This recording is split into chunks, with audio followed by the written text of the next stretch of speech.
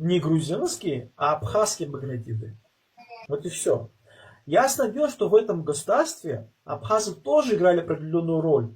Ведь Низар Тамар своего сына назвала Лаша, да, абхазским именем. Ведь Низар Тамар своего сына назвала Лаша, да, абхазским именем. Потому что абхазы... На канале Роганели мы уже разоблачали ложь абхазского историка Дениса Гопия о том, что Лаша, второе имя царевича Георгия, сына царицы Тамары, будто является абхазским, апсуйским именем. Мы представили достоверную этимологию имени Лаша и объяснили абхазской аудитории, что означает грузинское имя Лаша на грузинском языке. После просмотра нашего разоблачительного видео, многие абхазы осознали, что до этого они находились в плену фальсифицированной историографии и искренне верили в нарратив сепаратистов, которые убеждали их в лжи об абхазском происхождении грузинского имени Лаша.